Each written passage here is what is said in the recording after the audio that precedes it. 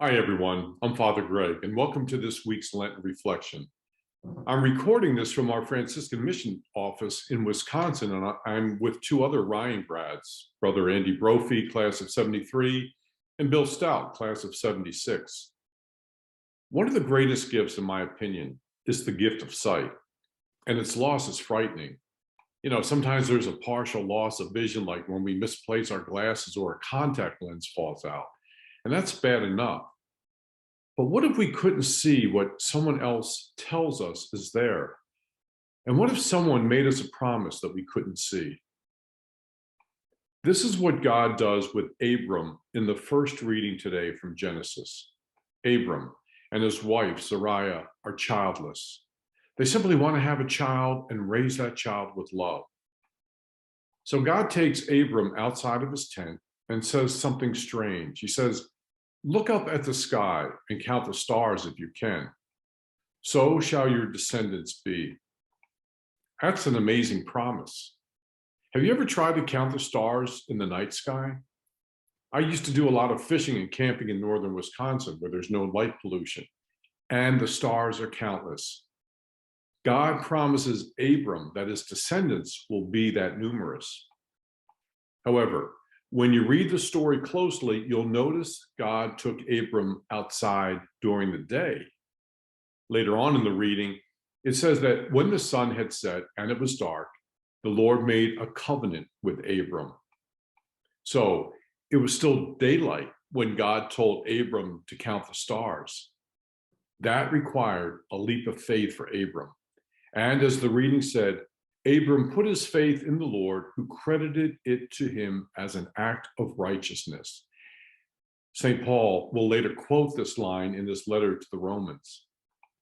So, this is why the reading says that a deep, terrifying darkness enveloped Abram before the sun had set.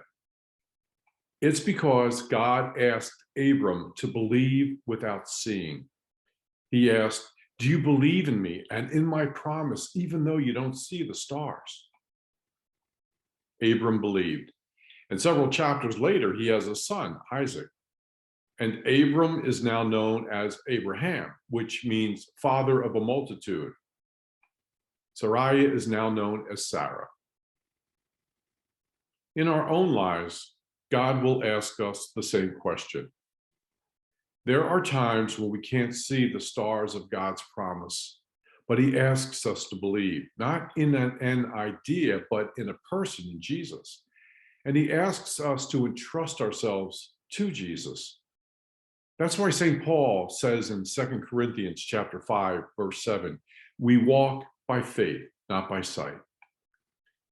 In our gospel today, we hear the story of what is known as the Transfiguration.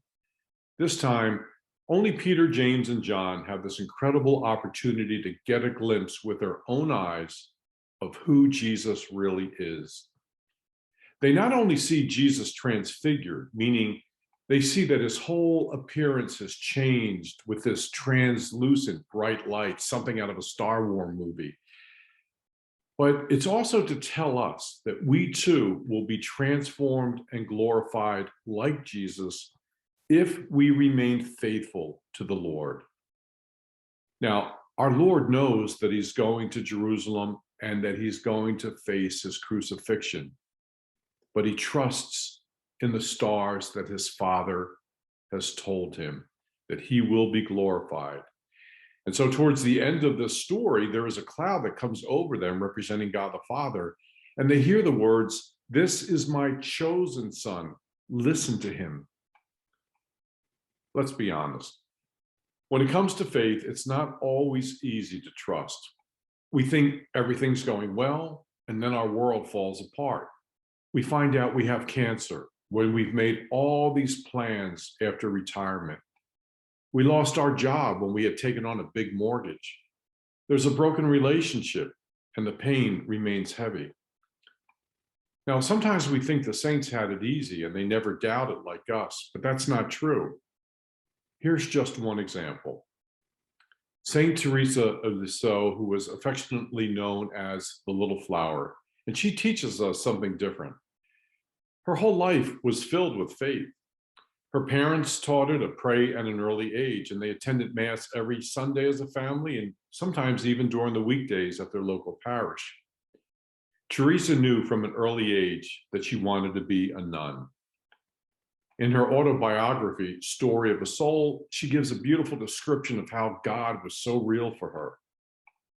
But during Holy Week of 1896, when she was only 23 years old and by now a Carmelite nun, she entered into a darkness that threatened to shake everything apart. She learned that she had tuberculosis, which at that time was incurable. But that paled in comparison to the dark night of faith which descended on her. She couldn't feel the presence of God, and her mind was battered by constant doubts. Is heaven real? What comes after this life? Is it just nothingness? And she was tempted to doubt Christ's promise that we will one day see him face to face, that we too will be transfigured and transformed. Like Abram, she just couldn't see the stars. But like Abram, she continued to pray and believe, not in an idea, but in a person. She made little acts of faith hundreds of times a day, saying, Jesus, I believe in you.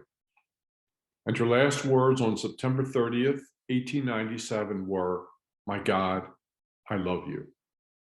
She kept the faith, she believed, and faith had the last word. The church uses the story of the Transfiguration during the second week of Lent to encourage us as disciples of Jesus to hang in there, that the glory of Jesus will also happen to us if we listen to him and put our faith in him. Finally, if you struggle with faith, ask the Lord for that gift, just as the apostles did in Luke's gospel when, in their doubts, they said, increase our faith. Perhaps this could be your prayer as we enter the second week of Lent. So may our Lord bless you as you continue on your Lenten journey to the joy of Easter, and may you see those stars. God bless.